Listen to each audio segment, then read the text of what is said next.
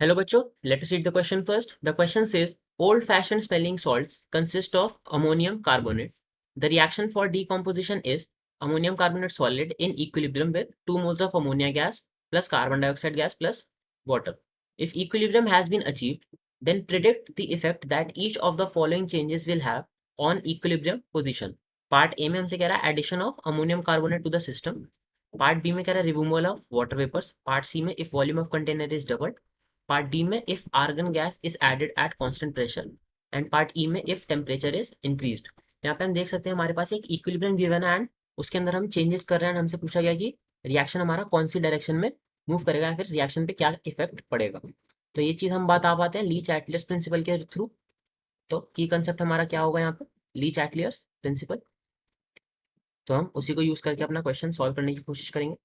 तो Leach एटलियर्स principal हमारा क्या कहता है कि अगर हमारे पास कोई भी इक्विलिब्रियम है हम उसको डिस्टर्ब करते हैं तो इक्विलिब्रियम उस डायरेक्शन में मूव करेगा जिससे कि उस चेंज को नलीफाई किया जा सके।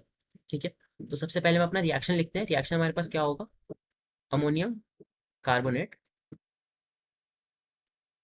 Solid is in equilibrium with 2NH3 gas plus CO2 gas plus water gas. ठीक है, तो पार्ट ए में हमसे कह रहा है कि addition of ammonium carbonate solid to the system. तो अगर हम अमोनियम कार्बोनेट सॉलिड ऐड करते हैं सिस्टम में तो हमारे पास क्या इफेक्ट आएगा, देखते हैं।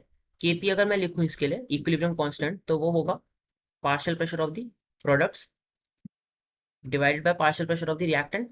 पर रिएक्टेंट में हमारे पास एक सॉलिड है तो उसका कोई पार्शियल प्रेशर हम यूज कंसिडर नहीं करेंगे फॉर द इक्विलिब्रियम कांस्टेंट की वैल्यू। तो इक्विलिब्रियम कांस्टेंट जो है वो प्योर सॉलिड की वैल्यू पे डिपेंड नहीं करेगा, सिर्फ हमारा गैसेस पे डिपेंड करेगा। यानी कि अगर हम NH4 2CO3 को ऐड भी करते सिस्टम में, एक्सेस में भी ऐड कर देते हैं तो भी इक्विलिब्रियम पे कोई इफेक्ट नहीं पड़ेगा। इक्विलिब्रियम हमारा एज इट इज रहेगा, तो no effect on the equilibrium position. ठीक है, बी पार्ट में हम कह रहे हैं रिमूवल ऑफ वाटर वेपर।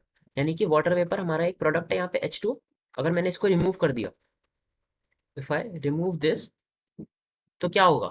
यानी कि हमने बात करी थी लीच एटलस में कि इक्विलिब्रियम को हम डिस्टर्ब करते हैं तो इक्विलिब्रियम उस डायरेक्शन में जाएगा जिसमें कि वो चेंज नलीफाई हो जाए। यानी कि अगर मैंने वाटर हटा दिया तो हमारा रिएक्शन उस डायरेक्शन में जाएगा जिसमें कि वो और वाटर बना सके, और वाटर बनाने के लिए वो reaction will move in forward direction. ठीक है, सी में देखें तो सी में हमारे पास कह रहा है if volume of container is doubled. यानी कि वॉल्यूम मैंने बढ़ा दी तो जो हमारी गैसेस प्रेशर एक्सर्ट कर रही थी कंटेनर पे वो कम हो जाएगा।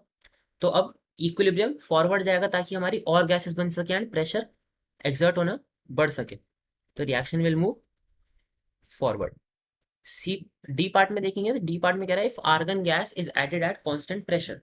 तो हमने कांस्टेंट प्रेशर पे नोबल गैस ऐड करी जिससे कि वॉल्यूम बढ़ेगी सिस्टम की, एंड वॉल्यूम बढ़ेगी तो हमारे पास वॉल्यूम बढ़ने की हमने पिछले में बात करी थी सी पार्ट में, तो हमारा रिएक्शन फिर से फॉरवर्ड डायरेक्शन में मूव करेगा। ई पार्ट में हमारे पास है टेम्परेचर इज इंक्रीज्ड। हम देख सकते हैं यहाँ पे हमारे पास एक डिसोसिएशन हो रहा है, तो डिसोसिएशन जो होगा वो इंक्रीज इन टेम्परेचर से फेवर किया जाएगा। तो यानी कि इसमें भी हमारा